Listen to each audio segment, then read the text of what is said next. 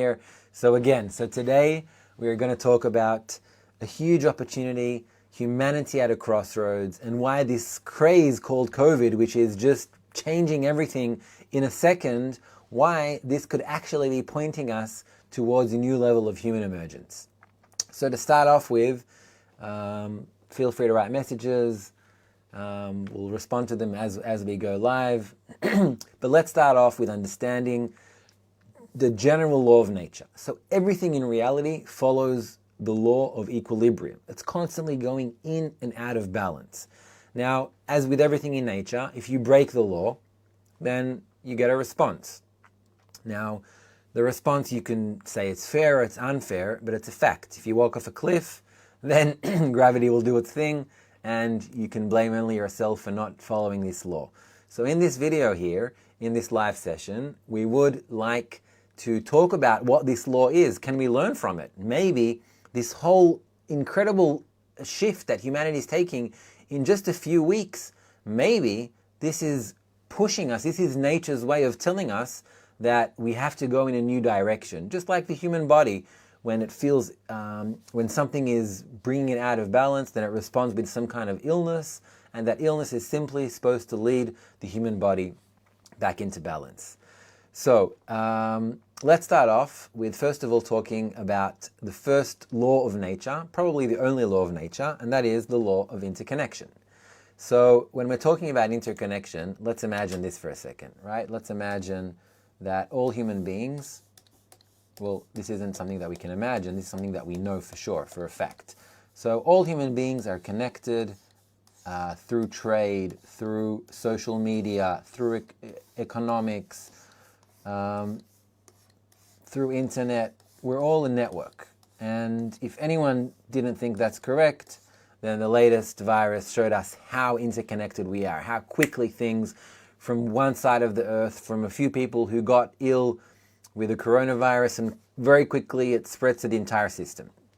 So there is this law of interconnection, and right now this is you, and this is me, and each one of us is part of this system, and whether we like it or not, then we are following this interconnection. Now, if we look at a network, any network, so how's a network built? How are these connections made? Well, simply, they're made by two forces. So there is one force, which is a force, let's say, looking at you. So there's a force of what you give, the output that you have from yourself. And then there is a force of the input that you get to yourself. And every single one of these lines of connection that connect the different nodes of the network, they follow this simple balance of plus and minus. So let's say if we're looking at you, then you have what you give outwards, and let's call that a plus, and what you get inwards, let's call that a minus. And the entire network is built that way. And not only human beings are built according to this system and according to this law of plus and minus, giving, receiving, but actually all the levels of nature are built the same way too. Now, if we can look, let's imagine that we don't, let's assume that this network follows a certain formula, that it has to have this kind of levels of reciprocal connections in the network. Let's assume that every network has its laws and that the human network also has its laws. Now, let's imagine what happens if we break these laws. So as with any system in nature, basically, the system has to bring it back to equilibrium. So if you break a system out of balance, the system responds with bringing it back into balance. Now, what is this law of connection that human beings have to follow? And possibly not following this law is resulting in all these kind of outcomes, these outbreaks, viruses, and everything we see around us as negative. Maybe that is simply the system responding to us, telling us that we're not going according to this equilibrium, that we should. So in order to understand what this law is, let's take a look for a second at how nature works. And if we look at nature, maybe we can learn something about humanity. So if we look at the still level, right? Let's look at the still. Let's go back to the drawing board. So, you have on the still level, you have subatomic particles, which are consisted of protons, electrons which go around it. And basically, this follows, again, a law of balance. They have this perfect relationship between the plus and the minus and the neutral, and this perfect relationship, it forms this system that we call matter. Everything around us, everything, my shirt, your computer screen, your body, it's all built of these atoms that are built from a giving, a plus, a receiving, a minus, and these forces are in balance. Now, if you look at vegetative, so we have like plants. So plants consume CO2 and they emit oxygen. And again, they maintain a level of balance. And actually everything we look at in nature, it basically follows this law of working as part of an entire system, right? Almost all of nature. Let's see maybe who isn't following this law. Now, if we look at the animals or the living, then we see an even more incredible form that when these living forms, when these living beings, when they connect together, then we see an incredible form of connection. And we can see that, for example, through starlings. Let's have a look for a second at a murmuration of starlings, and let's see how they behave. And we can see that they fly like a, let's make the screen a bit bigger. Okay, so we can see that these starlings, they fly like a single organism. If you look at them from the outside, then you don't see individual birds. What you see is like all these cells tied together, like in the human body. They're working together and they form this higher level of a system. Look how it moves like a single body. And they form this higher level of a system, which is called a murmuration. Now, this murmuration has incredible qualities. It can chase away predators. It can find the right velocity and direction to fly in the optimal way. And every bird who's part of this murmuration, of the starling's murmuration, is actually maintaining the balance of the system, right? So the murmurations is a beautiful example in nature of how nature maintains its balance, also on the animal and the living example, right? So we can start thinking that maybe if we look systematically on all the levels of nature, it suddenly can become evident to us the same form of interaction with everything around us that human beings need to also take. So in order to better understand that, and let's check out if you have any questions that you want to write in the chat, then please feel free to do so. I see Mary is with us, Lisa, Ella, Messiana is with us. Hi, hello everyone. Great to have you with us. I see that on YouTube we do not have a stream for some reason, but we're good on Facebook, so let's continue on Facebook and we'll go up to YouTube later on. So, back to the question. So what is this system? What is this law that the living, which is closer to human beings, are following that maybe we can learn from? So, in order to understand that, I want to take a look at something pretty cool and maybe also a little bit disgusting, and that is slime mold. So let's have a look at slime mold. So I'm going to an article on Wired. Let's take a look at it. So the article goes like this: slime mold grows network, just like Tokyo rail system. So I'll explain a little bit about this. Let's open this image in a new tab just so we can look at it nicer. So what they did here is they took slime mold, which is, I think, a single-celled organism, meaning it's a stupid organism. It has no brain, no nervous system, no heart. It's the simplest form of a cell. That's slime mold. I think it still dates back to the first forms of life that originated about 4 billion years ago, the prokaryotes. So anyway, these single-celled organisms called slime mold were placed here in this orange, as you can see in picture A. And what they did is they scattered food around, mimicking the Japanese map. So the food, these white dots, resemble cities in Japan, and the slime mold is here in orange. So as we see from picture A to picture B to picture C, D, E, F, etc., the slime mold starts expanding to reach the food on the map. So after 5 hours it expanded a little bit, after 8 hours it expanded more in image C, and then in image D even more, and after 26 hours the slime mold completed its expansion and reached all the food on the map.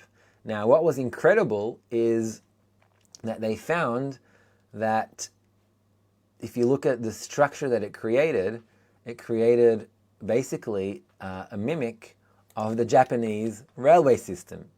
Now, that's pretty insane to think about it, that in 26 hours, slime mold, a single cellular organism, something that doesn't even have a brain, created a map of a railway system. Now, why is that crazy? Because to create this railway network, there were a bunch of scientists and engineers who sat together for a long time, probably many, many months, to plan the optimal transportation network, because transportation networks are not simple things to plan. And here we have a single cellular organism, slime mold, that in 26 hours mimicked the map of the system, which is incredible. Now, we can first of all see two things from this example. We can see the outcome of what happens when you have these millions of cells that form together this slime mold, because they're not built of one being. There are millions of cells that are bound together. Now, every cell is nothing. It can't do anything. It has no intelligence. It has no mind. It has no heart. It's basically a stupid cell. But when these cells form together, then they have an intelligence which is way beyond anything you can understand, describe, imagine, or predict from looking at a single cell. So if you take one cell and you examine it, you would never be able to know what this entire organism can do when it works in synergy.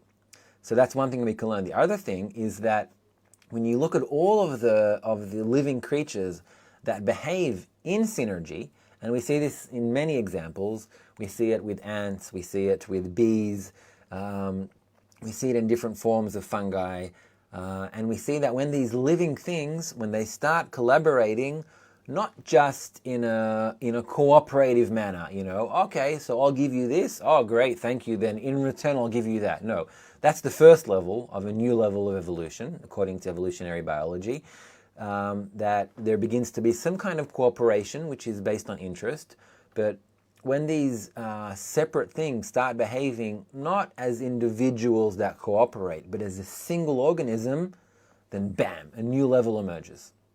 And you can see this on all levels of nature.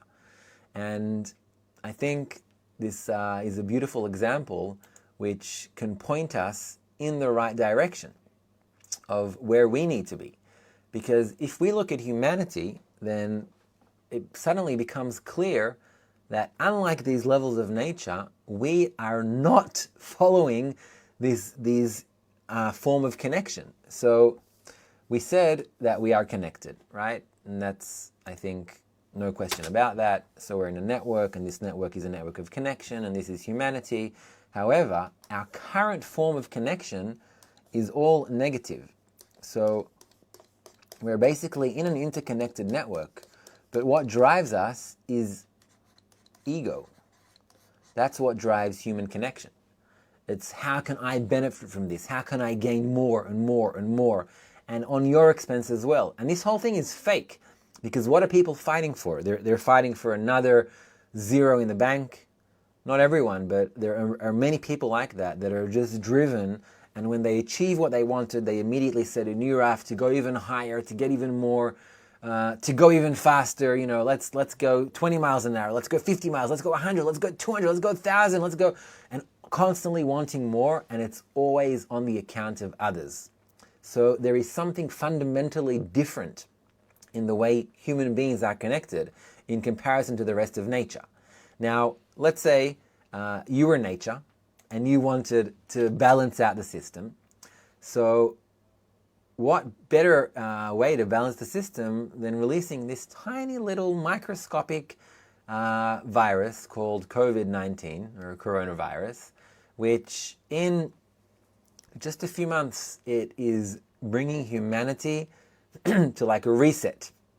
All of our paradigms, all of our misconceptions of how we should behave and how we should live, everything we thought would be impossible. How can we make change in humanity? How can we start consuming less? How can we start maybe even being considerate for one another? How can companies and governments and nations communicate and collaborate? It's impossible. It will never happen. And then bam, you have this tiny little virus that started off in some cave in China, and in a matter of weeks, not many weeks, it brings the whole world to re-question its previous paradigms.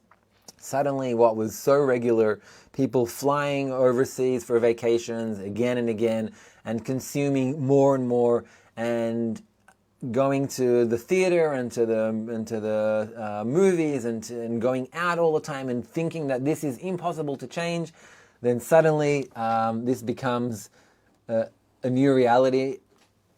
A new reality that is just instantaneously leading us to a different paradigm. I'm just going to scroll down here so I see we have more friends joining us. Lynn and Terry and Angela and Ruth and Mary and Debbie. Hi, great to have you with us. So by connecting even just with our thoughts, we are already building a different kind of connection of humanity, because that's what we're talking about, right? So it's amazing to see how such a simple thing, this tiny virus, is immediately bringing all of humanity from the highest levels to question our previous paradigms. Now, just imagine what humanity will start looking like, in a few months from now, if this continues. How it will force us to find other ways to connect. How it could awaken in human beings deeper and more meaningful questions, potentially. But most importantly, how it's taking all the previous systems that we've built, and it's showing us how quickly we can change them, how rapidly. Now, as it is with any law in nature, you can either put your hand in the fire and get burnt and learn from that and hopefully not do it again, or you can learn about the effects of fire and be smart and in advance follow these laws and not get burnt to start with. So I think right now we're not really getting burnt yet. We're looking at something that it could go anyway. It could become something like a disaster, and it could possibly go in a different direction, and that depends on actually on each and every one of you. Because every person, if we're looking at this system again of ego and what we should transition to, so we should be transitioning to a system which is fundamentally, the foundation of it is the same, because the foundation is interconnection. So that doesn't change, and that won't change, because that's what humanity is discovering, that we are in fact interconnected. All right, it's a bit behind my head, but you get the idea. So we're looking at the same network, only this time it's not driven by ego. It's driven by the same laws that we see in nature, that we see in murmurations, that we see in the fungi even, that we see in beehives, that we see in ant colonies, that the individuals in the system are still acting individually, but their aim is to maximize positive human connection. So we're looking at a system that isn't driven by ego, but it's driven by the positive and the negative in a balanced way. And if we're talking about reaching this balance, then this is, if we look at what the coronavirus is doing to all of humanity, it's basically forcing us to rethink how everything is connected and how we're built and how all the systems we've built, the political systems, the economic systems, the social systems, social networks, everything that's around us is currently built according to these paradigms. And the virus outbreak is simply nature's way to maybe make us question how we are connected, in what form of egoistic ties we are, and what is the new level that we should be emerging to. And as we mentioned before, we simply need to look at nature. That's all we need to do. We need to see how nature behaves around us, that it follows this law of balance. You would never see, if you walk next to a hungry lion, you got to be careful. But if you walk next to a lion that's already eaten, then most likely you'll be okay, because a lion, although it devours its game, its prey, it still does it only according to what it needs, and it doesn't do any more than that. And by that, it's maintaining the system of balance in nature.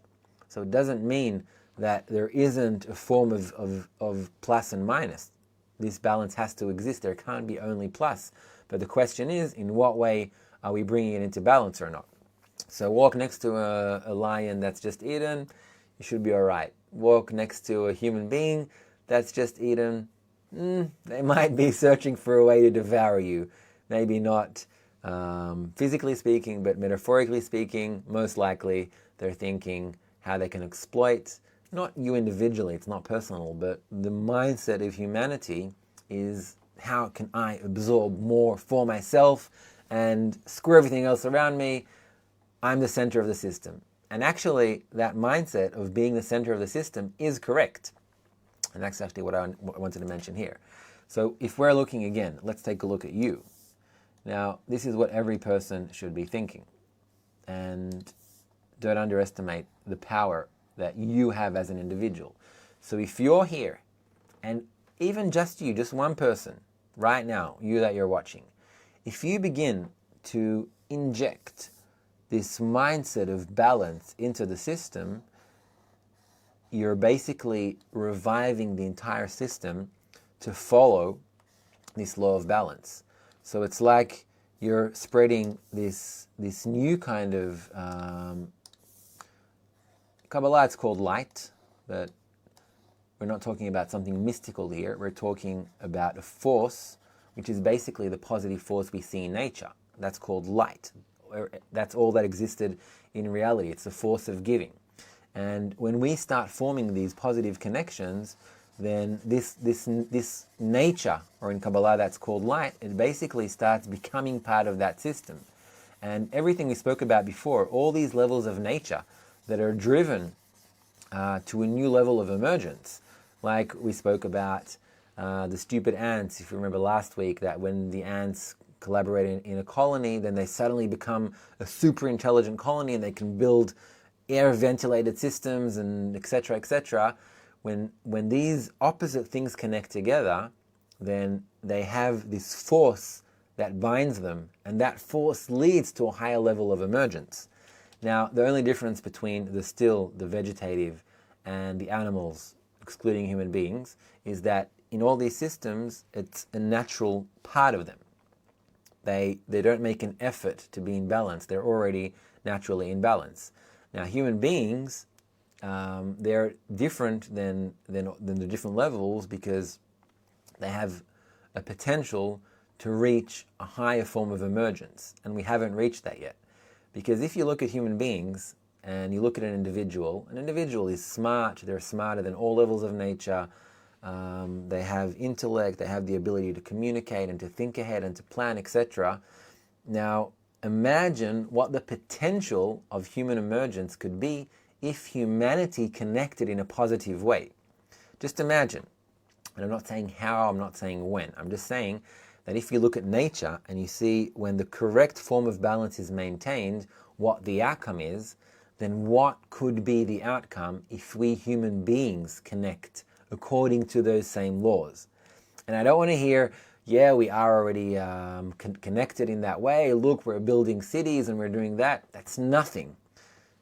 And if you want to confirm that it's really nothing, then again, think about the intellect of an individual ant and the intellect of a colony. It's unexplainable by looking at an individual ant, the mind of a colony of ants. And similarly, we don't know what this human emergent state will be, because that's the beauty about emergence. You can't look at the individuals and predict what will be the outcome. You only know. And this is what Kabbalists exactly talk about. This is actually the method of Kabbalah. It's the method of how to receive correctly in a way to maintain balance with nature. So when we maintain this balance, we don't know what the emergent state will be. We just know that there is an emergent state, and there are a group of people, a scientist called Kabbalists, that have already reached the emergent state, And that's where they're sharing these insights from. Now, the more humanity advances, the closer that they're getting to these insights, that there is human potential, there is a human emergent state, but we're not yet reaching it. And here we have the great assistance of COVID-19, which is, in a matter of just a few weeks, pushing us to identify and to understand that we're so fragile and we're not a disconnected part of nature, that we are in fact part of nature, whether we like it or not. And if only we learn to come closer a little bit to this system, to the equilibrium that nature is constantly pushing us to, then we'll immediately see that the system restores its balance. Finding a cure for COVID or finding a cure for everything, for every negative response of nature, is the cure already exists. It's there. It's in reality. We just haven't found it yet. Now, finding it or not finding it, we can say, okay, there's a group of scientists working here and a group of scientists working there, and when will they find the cure? Give them time. But really, what's driving them is something higher than any individual. It's what's driving. If you look at all of humanity, all of the globe as this one system, then you can already start predicting how it will behave based on different patterns. So it's clear. Think of yourself for a second as an alien. Now, let's say you're looking at planet Earth from above. You have no idea what human beings are or what animals or plants or anything is. Then what would you see? You would see 3 levels of nature that are working in this harmonious balance system, the vegetative and the animate, excluding human beings, although humans are animals too, but they have potential to reach a higher level than the animals. So as an alien, what I think I would see is a system of balance with this one species which is just constantly pulling it out of balance. Now, what can the solution be? Then you might say, all right, so humanity needs to get extinct because we're ruining balance. And I can understand why you say that. But the wisdom of Kabbalah says no. The reason why we're so far out of balance than in comparison to the rest of nature is because we have such great potential to reach something higher. So how can we identify the potential? Simply by identifying from the negative side, and that's what we're seeing now in humanity. We're seeing the negative outcome of egoistic connections in humanity, which are basically showing us where we should be evolving to. So, hi Terry, hi Corin, hi Natalie. Thanks for joining us. So in just a few minutes, we're going to be ending this broadcast. And I had a great time being here with you. Hi, Diana. And I can just maybe conclude with a few words and saying that it seems like we're being pushed by nature to a new level of humanity. And on the one hand, yes, it's painful. It's painful because it seems like something chaotic is happening. On the other hand, it's an incredible opportunity for us to develop and understand what we're doing wrong. And we simply need to look around us, to look at every level of reality that we can see with our eyes, the still, the vegetative, and the animate, to understand what this correct form of equilibrium we need to follow as well as human beings. And for us, the answer is simple. It's our conscious evolution towards this higher level of connection. Unlike the animals, unlike the plants, unlike the atoms, we're not driven by that naturally. We don't automatically be in this connection, but we need to identify consciously that that is our next level of evolution. And just by thinking about it, just by talking about it, just by you watching this now even, and sharing it, and commenting on this, and just spreading this message, by that we're already injecting into this system a positive force of balance, which again is shifting it back.